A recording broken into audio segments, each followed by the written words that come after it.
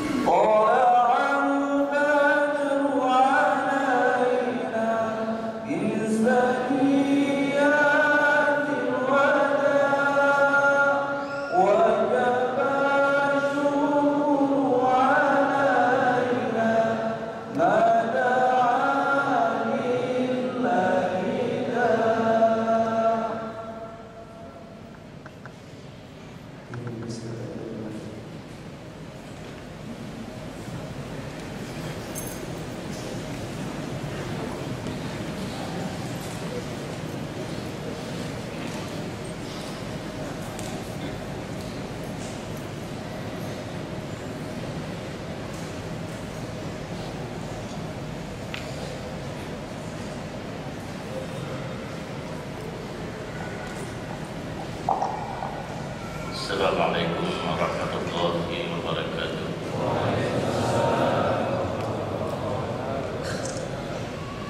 Bismillah, alhamdulillah, salatu wassalamu ala rasulillah wa ala alihi wa ashabihi wa mawala ma'af.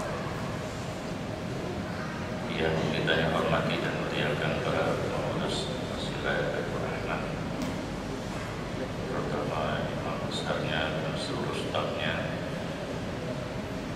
para panitia pengajian Tastafi Al-Asisiyah, hadirin dan hadirat yang dirahmati Allah. Untuk malam ini di halaman 8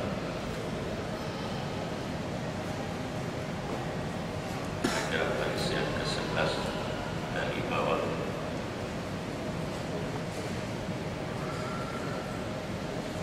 Sabda Nabi sallallahu alaihi wasallam, "Talabul ilmi fardhatun 'ala kulli muslimin." Artinya menuntut ilmu itu fardu atas segala muslim yang akil balik, berkehendak kemenangan di dalam akhirat. Di dalam hadis tersebut Rasulullah menjelaskan bahwa hukum belajar adalah satu kewajiban. Di sini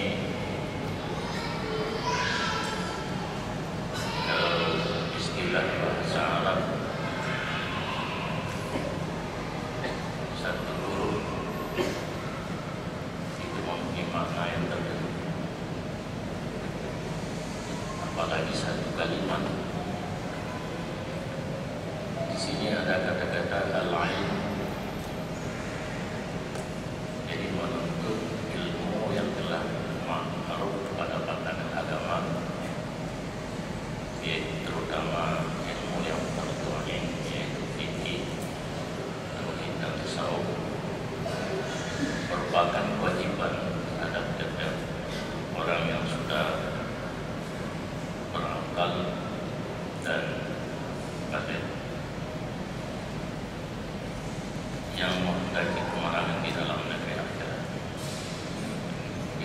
sebagaimana yang telah kita pelajari dalam beberapa hadis yang telah lalu, ilmu dalam pandangan agama ada yang fardu ain, ada yang fardu kifayah.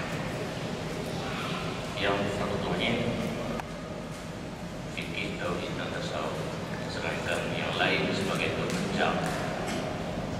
Kalau kita belajar bahasa Arab tentu perlu kepada nama dan syaratnya, perlu kepada ilmu yang lain termasuk usul fiqh, mantiq, balaghah dan sebagainya.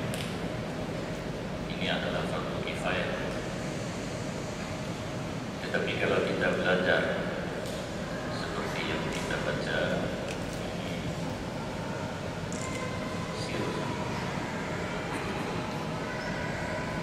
kitab Sirus Jawi, ini cuma bahasa Jawanya saja yang perlu. Karena sekalipun ditulis hadis dalam bahasa Arab ataupun ayat-ayat Al-Quran dalam bahasa Arab, terjemahannya sudah ditulis oleh pengarang sendiri. Mungkin kalau yang mengajar sudah sering mengajar bahasa Arab, ini penjelasannya mungkin lebih mendalam. Karena kalau belum pernah belajar dan mengajar bahasa Arab, cuma yang diterjemahkan itu saja yang bisa dipahami. Tapi kalau sudah belajar kaidah bahasa Arab, ini mungkin ada sedikit kelebihan, termasuk yang kita nyatakan tadi tentang alif lam yang ada di kalimat al-ilmi. Itu hadis ini, yaitu ilmu yang telah maklum dalam pandangan agama, yaitu ilmu yang fardu ain, maka diberikan hukum fardhatun 'ala kulli muslim, kewajiban di atas setiap orang yang telah baligh dan berakal. Dan lagi sabda Nabi sallallahu alaihi wasallam, al-ilmu khazain wa mafatihuha as-su'al fas'alu fa innahu yu'ajjaru fi arba'atun as-sa'ilu wal 'alimu wal mustami'u wal muhibbu lahu. Artinya, bermula ilmu itu berbendaharaan, dan anak kuncinya itu yaitu bertanya. Maka tanya oleh kamu akan ilmu itu, maka karena bahasanya diberi fahla dalamnya itu akan 4 orang. Pertama, diberi fahla akan orang yang bertanya akan ilmu itu. Kedua, diberi fahla akan orang yang mengetahui akan ilmu itu lagi mengajar. Ketiga, diberi fahla akan orang yang mendengarkan akan orang yang mengajarkan ilmu itu. Keempat, diberi fahla akan orang yang kasih bagi mereka itu. Ilmu digudangkan di dalam dada orang yang berilmu. Setiap gudang itu ada kuncinya. Kuncinya ada pada masing-masing kita, yaitu bertanya. Soal itu kuncinya. Maka mungkin inilah yang terdorong kami untuk membuka sistem, bisa dikatakan dialogis. Nah, bagaimana? Makut kecil sebab kamu segula jamun 65 dinoka rita kumandang lagu bertagamu dan kurang ada. Ini sistem dakwah terus menerus muballigh yang menyampaikan, ya mungkin semua dia, tetapi para mustami kadang tidak tersentuh apa yang dia inginkan. Jadi dengan sistem tanya jawab, langsung para mustami yang bertanya tentu perihal atau masalah-masalah yang menyangkut dengan pribadi masing-masing.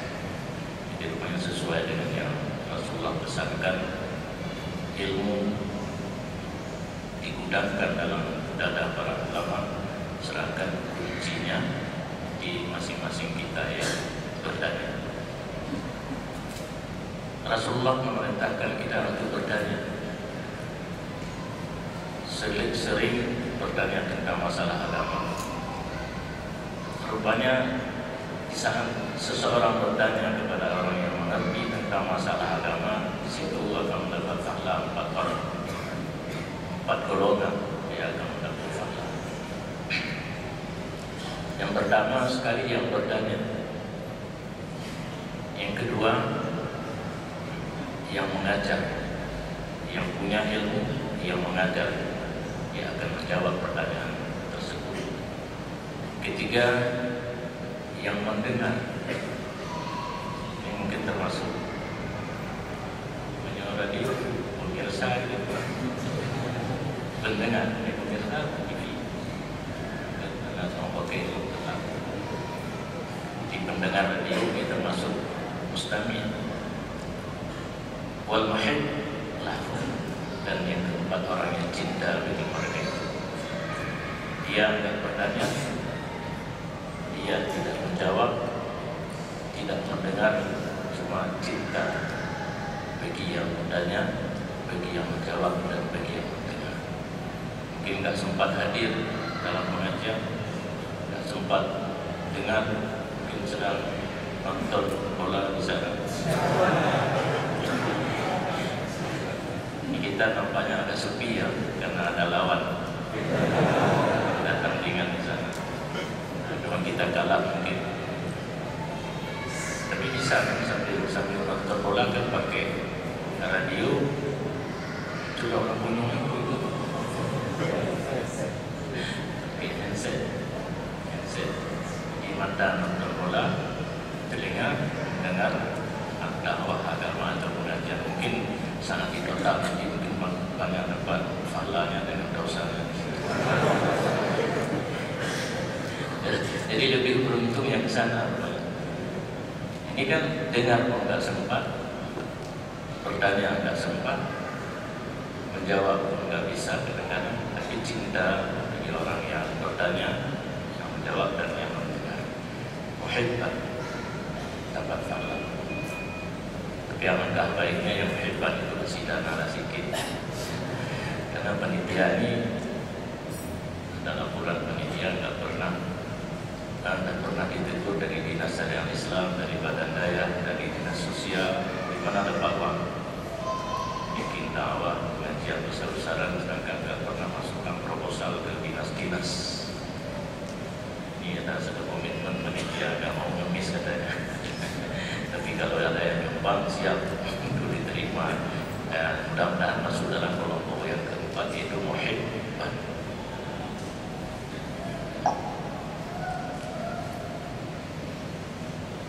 Dan lagi sabda Nabi SAW, la yanbaghi lil jahili ayaskuta ala jahli, wala lil alimi ayaskuta an ilmi.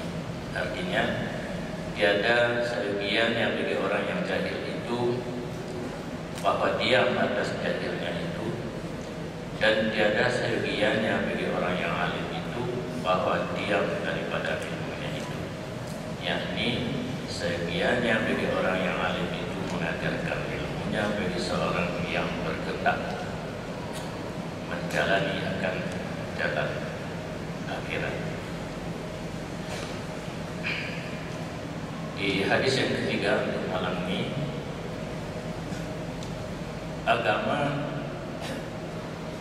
tidak menginginkan bila kita belum punya ilmu, kita membiarkan diri kita berlarut terus-menerus dalam keadaan jahil. Karena ada dalam kitab Bughyatul Mustarsyidin, di situ dituliskan tarkut ta'allum kabirah, meninggalkan belajar dosa besar, dengan arti membiarkan diri kita dalam keadaan jahil. Karena semenjak kita lahir ke dunia, di saat kita berumur 6 tahun, ini kewajiban di atas ibu, ayah, para wali untuk mengajar kita yang fardhu ain, yang fardhu kifayah, yang sunnah, yang makruh dan yang mubah. Sampai balik, wali tidak mengajarkan, beliau berdosa. Dan setiap seorang anak mengerjakan larangan Allah, wali mendapat fee, tapi bukan fee yang menguntungkan, fee yang merugikan. Itu istilah fee, saya kurang ngerti juga dengar orang ngomong fee apa, fisabilillah apa fee. Karena man sanna sunnatan sayyi'ah falahu wizruha wa wizru man amila. Barang siapa menciptakan suatu kejahatan, dia akan mendapat dosa daripada orang yang mengerjakan kejahatan tersebut, karena sumbernya dari dia. Sebaliknya, man sanna sunnatan hasanah falahu ajruha wa ajru man amila. Barang siapa menciptakan suatu kebaikan, dia akan memperoleh pahala dan pahala orang yang beramal dengan kebaikan tersebut. Jadi sebaliknya, apabila ayah mendidik anaknya dari semenjak umur 6 tahun sampai balik, dia beramal kebaikan, ayah pun, ibu, para wali akan mendapat fee dalam bidang kebaikan. Jadi agama melarang kita membiarkan diri kita dalam keadaan jahil. Demikian pula kepada orang yang berilmu, agama kita melarangkan seseorang yang sudah punya ilmu tidak mau mengajar bagi orang yang berkehendak menjalani akan jalan akhirat. Tetapi ini ada sedikit perbedaannya. Kalau kita yang jahil, yang belum punya ilmu, ini harus mencari ilmu. Tapi kepada orang yang sudah punya ilmu, tidak diperintahkan untuk mencari orang yang belajar ilmu.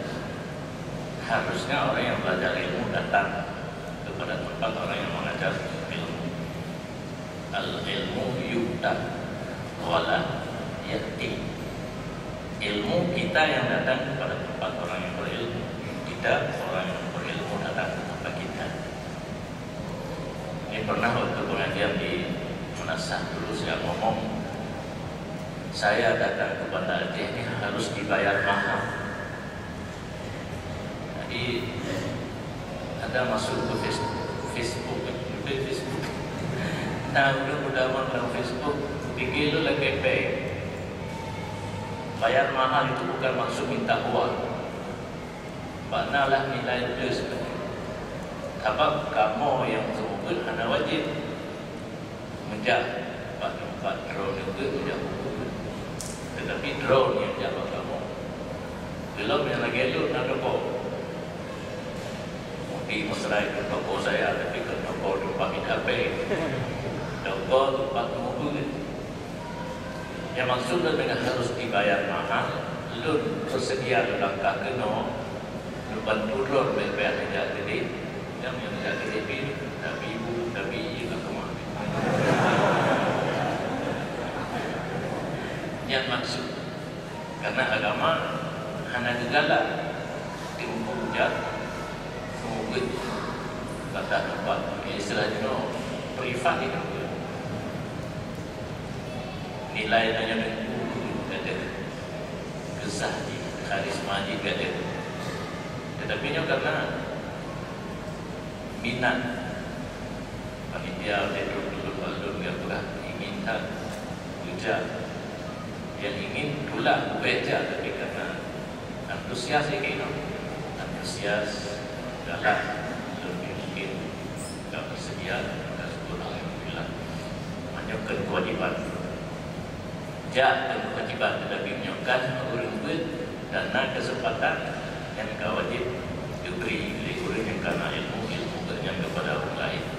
Sebab mungkin kadang lain tahu dari hadisnya Allah anakanlah itu kepada orang yang sok-sok ilmu orang yang som ilmu akan dipakai kekal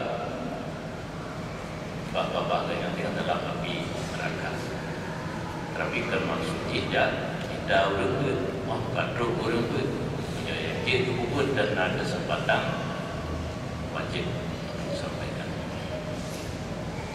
Dan lagi sabda Nabi SAW, huduru majlis alimin afdalu min salati alfi raka'atin wa iyadati alfi maridin wa syuhuri alfi janazatin. Faqila ya Rasulullah wa min qira'atil Quran. Faqala wa hal yanfa'ul Quran illa bil ilmi. Artinya barulah hadir pada tempat duduk orang yang mengajar ilmu itu terlebih afdal daripada sembahyang 1000 rakaat. Yang ulangnya makna hadir pada tempat di mana tempat diajarkan ilmu, tidak datang itu kelebihannya melebihi daripada sembahyang 1000 rakaat. Jadi sembahyang 1000 rakaat 20 rakaat terawih mendap garu. Nah yang pekat ke lapas di Kubin, ke lapas ke Cina ada hantu. Nah yang pekat yang berarti kalau yang akan langkah kenal manteng le fahala dan dua kenal daripada semayang seribu dan daripada mengunjung 1000 orang yang sakit. Tak tahu orang sakit cukup le fahala, tapi tak hadir pada tempat itu lebih le daripada tak kunjung 1000 orang dan daripada hadir mengantar 1000 jenazah. Antar jenazah itu peristirahatan terakhir kuburan cukup lefahlah, tapi mantan lefahlah jak dengar. Maka sembah sahabat berkata dengar Rasulullah yang mari kurang mengerti. Ditanya, hai Rasulullah, kan terlebih afdal daripada membaca Quran. Dua tak dengar orang semua pun mendengarnya mendengar Quran, maka sabdanya tiada manfaat membaca Quran itu melainkan dengan ilmu. Mendeng lebih dari dengar daripada baca Quran, karena baca Quran dah ubud fahla Yohana dan mengerti atau Quran. Jadi katakanlah perkembangan zaman di Aceh ini belum hafal Quran karena ulama yang beragama Aceh le yang tahqiq kitab mana tahqiq pun tahqiq menyotahqiq setiap ada pendapat, ada alasannya, itu tahqiq. Yang paling tinggi dalam tahqiq, alasan dia ada alasan dalam. Setelah nampung keterangan dinyo, yang bahkan jaga dari yang hukum sanggup belum ada. Tapi ulama yang beragama Malaysia le hafil nanti mungkin jawab. Maka dalam pesantren di Aceh jamun hana yang juga hafal Quran, belum hafal hadis. Maka contoh lagi yang di MUI yang mendeng sistem salafi murni, hana hafal Quran, hana hafal hadis, bahkan hana hafal kitab. Uji yang kitab yang kamu tulis wujud baca, wujud jauh kesimpulan atau pengertian yang hidayah ke surah dan ketika orang iktiraf atau debat harus sanggup jawab nyo produk daya salafiyah. Di Malaysia hanya di mulutnya tetap hafal ayat dan hadis. Salah satu santri dari Malaysia yang pernah mondok di pesantren Tanjung Mudi, Zaki, Ustaz Zaki ingin katanya kena buat metode belajar daya Salafiyah JU Malaysia. Padanya ganyan mulang pada Ibu Haji Muhammad Hatta. Kalau inilah Ibu Hattanya untuk buat gede karena ganyan nan pesantren itu di Ulu Langat, Kuala Lumpur, Lumpur berizin. Ternyata lagu itu santri ini tetap mau hafal Quran dan hadis. Anak siap untuk belajar kita sebagai sistem yang belajar ngaji. Maka guru Malaysia umumnya suka kepada kita jauh. Anak train menyokong arah dijurutkan di daya tolong jaminan kita. Kecuali yang tinggi jenius. Mungkin itu turun Allah tu. Dia semua kalau dia sebabnya dia berdengar menjaga. Dia dah semua harus siap 100% menyampaikan materi dan menunggu pertanyaan daripada murid. Lalu tanya kata-kata lalu diintilah itu per kalimat.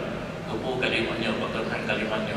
Jadi guru harus siap. Maka dimudi jaminan seseorang sudah dikatakan seorang ulama muda lahir 15 tahun 7 tahun itu semua dari latar dan juga namanya cara yang membuat sampai lahir dia juga lahir hilang dah 5 minggu membuat sampai anak cara membuat cara lah mungkin dah 7 mahal ke belakang ya semua nilai dia itu materi kelas 2 kan murid guru han ang tangguh lalu tangguh kelas 2 waktu kelas dia dah tangguh seterusnya nah yang tangguh tiana begitu kelas 5 mahali guru han naik kelas santri naik kelas yang sistem daya Salafiyah saja nyoba diajak udara kita guru yang kata domisili di Malaysia bahkan kaji keluarga negara ini kagak buka dafir musyawarah itu mana penilaian lo ke depan dengan banyak dafir jadi dafir kita mengenali anu kalau sedangkan dari jamun ke jamun berhafai ayat dan hadis anak itu hukum hafai mantap belum hafal Quran, hafal mantap yang berbuka kalimat, berbuka baris hukum hanya itu katanya kebanyakan hafid muqallid hafid Quran menang, hafid hadis menang contoh lagi Imam Bukhari dan Muslim yang kedua Syekh dalam bidang hadis dia bukan mustahil dia tidak mengambil hukum daripada hadis yang beliau hafal Menyenangkan Allah itu Bukhari madhab Malik, Muslim madhab Syafi'i. Kerajaan penting. Mata ulama ayat tadi hati hukum. Siapa dia? Kalau minta hukum yang minta hukum ditanya harus menguasai paling mana dua tahap itu baru dia cek hukum ayat dan hadis kan ganti lawan tadi cek hukum maju. Nyawa yang tadi gantungan lalu nyawa yang meneng. Bahasa dia kalau hukum ayat dan hadis dan kebanyakan hafid nasiful bom yang betul kita karena Quran kata apa kesudlah hukum dasar logat dasar bahasa yang saya kira dasar bahasa itu di hukum Quran dan hadis memandung ulang Arab itu menjadi jadi ulama nyolong takut ke depan cuma dimudi lihat kata ke kitab kata maklah tujuh yang minat untuk hafal Quran lebih izin jauh pokok jawab bapak yang tapi kita paling izin yang aku dan apa lupa menroy berhasil kelebihan alami Tuan-tuan baik merasa ketinggalan nanti dicoba oleh 67 ini yang berminat. Bahkan lalu kali hafal 5 juz. Wadah tayu kan hadir mereka kurang dan macam. Yo anak tayu galak. Wadah tayu dah minta guru-guru kan hadir dari 77 kurun lagi. Sehingga anak jadi. Karena tak bersapat 20 dalam satu pesantren. Takkan kita dan hafal Quran tidak akan berhasil. Tinggal tak lalu. Lagi tak bersapat dikulang begitu. Dalam pesantren nak dikulang begitu. Yang pesantren kita lalu apa? Maka kena orang-orang tidak pakai pesantren terpadu dengan kadar ulama yang lebih. Nampak lebih teman bajuri teman. Ya nak seperti ini. Kata mak SMA, kata mak kayak kuliah, mak firli, mak nyokal di pula, hana batas itu. Kita mangju umur 20 tahun, dia umur 20 tahun, anak soleh kita ya, BBI kita, anak kawin BDC, apa orang lama awal yang anak kawin muda yang nawami anak kawin pula, itu tertinggal. Jadi yang Quran pun tidak manfaat kecuali dengan ilmu. Baru manfaat Quran, baru baca Quran, baru mengerti asal Quran. Tetapi faham kitabnya yang dipegang itu hanya sebanding dengan seribu rakaat sembahyang, seribu sakit, seribu jenazah yang tak hantarkan, manteng lebih ini. Baru nak kekuatan yang lebih mungkin Quran dibaca, Quran dihafal, isi Al-Quran pun bisa dipenuhi.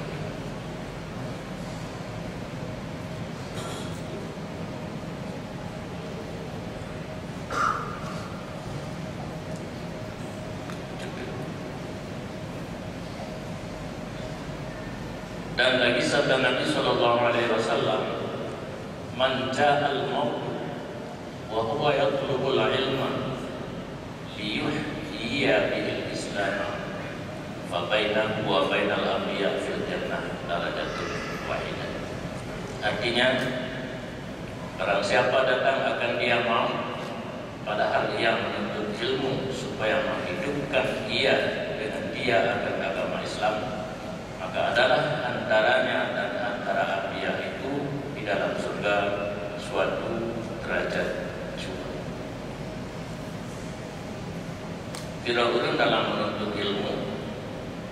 Yang ilmu malihlah jelas. Alih al-hadis sini menuntut ilmu agama. Tujuan untuk menghidupkan Islam. Dan tujuan untuk mencapai gelar S1, S2, S3, profesor dan sebagainya, supaya kita terilmu. Hana dibayar untuk kita dibayar untuk udip agama, itu di tropeng hana buku. Info. Yang ada urut tujuan pokok minta ilmu untuk minta yang hana ke. Yang kan tujuan minta ilmu bukan untuk minta untuk udip Islam dengan berkembang.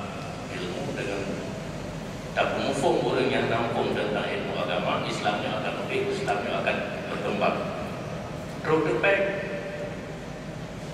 dengan hana harap yang nilai prestasi yang lain. Orang akhirat dikedi lebihnya yang nama dalam. Meninggal ini kata minta ilmunya. Tujuan untuk budaya Islam meninggal kata minta ilmunya. Yang tabuh tingkat dengan para nabi dalam surga.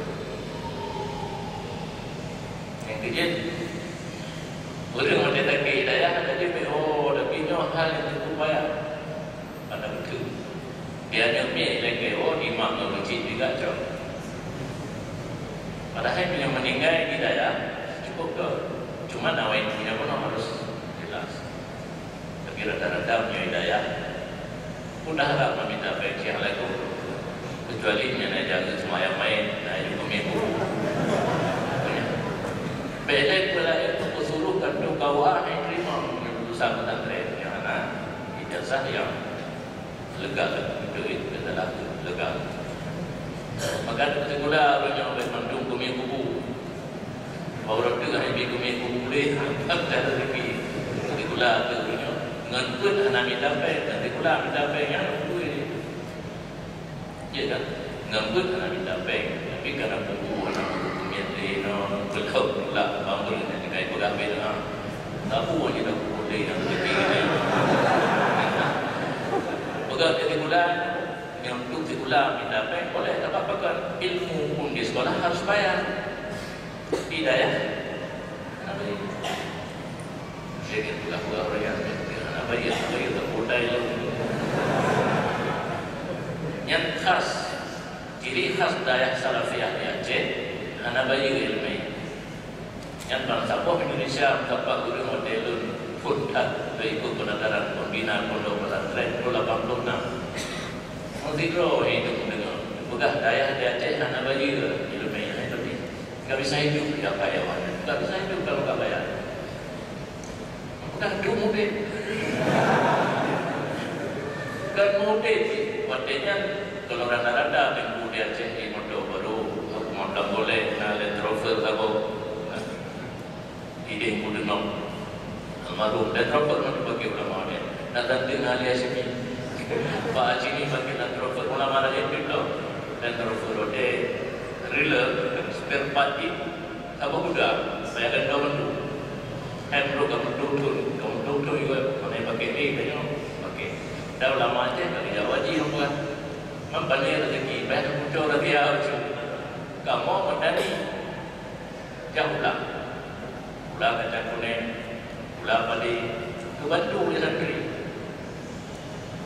baru orang berdiri di rumah lain kenapa gagal kalau minyak sumber ekonomi mana kebun karet, kebun sawit dan sebagainya. Jadi di Aceh, anak bayi kadang-kadang nanti nak dari wilayah ke listrik, kerana ada pemerintah mungkin anak bayi iepam yang nak pakai iepam ke bilik. Ini anak mungkin ibu yang bukan bilik. Kalau ke berdiri, dia yang bukan regular yang berdiri ke hancur. Dia dua-dua macam pemerintah pihak nak berok, mutang luar negara. Kemudian aku menanci malah ada urut tu fikir kemudian aku babit pen ya daun-daun buka rumah kadang-kadang korban kemudian aku budaya demi nak apa je demi nak tinggal pen main-main kadang buka beli-beli itu kuliah tapi membalik pemahaman masyarakat kamu tunggu baju pen budaya yang mungkin kadang drog lagi yang jadi tunggu kadang. Jadi ini khas Dayak Salafiyah di Aceh karena dukungan biaya dan orang yang meninggal dalam ilmu tetapi dengan niat menghidupkan Islam satu derajat dengan para nabi dalam surga. Itu kira-kira materi yang kita sampaikan kepada Alhamdulillah, telah kita berikan syarahan kitab Sirah sedikit yang telah diuraikan oleh Abu Syekh Basri dan kami sampaikan juga sebelum kita masuk kepada sesi soal jawab pertanyaan sebuah pengumuman sampaikan insyaAllah malam minggu esok akan diadakan zikir akbar bersama majlis zikir dan selawat Zikra Al-Hasan dari daerah Mulia Mesra untuk menyambut bulan Ramadan yang akan diadakan di Masjid Al-Adil Rahman pada salat Isya dan juga akan disiarkan langsung oleh RRI kemudian juga Radio Mutiara FM, Berdu FM, Yandara FM dan kami harapkan pada hari sekarang dapat bersama untuk zikir akbar ini dalam rangka menyambut bulan Ramadan. Hadirin berbahagia, berikutnya mari kita masuk pada acara tanya jawab dan untuk yang pertama ini kita pisahkan langsung pada majlis kita untuk menyampaikan pertanyaan pertama. Silakan nama dan kemudian juga sebutkan asalnya. Pertanyaan diharapkan fokus dan tidak bertele-tele, singkat, padat dan jelas. Yang pertanyaan ke depan.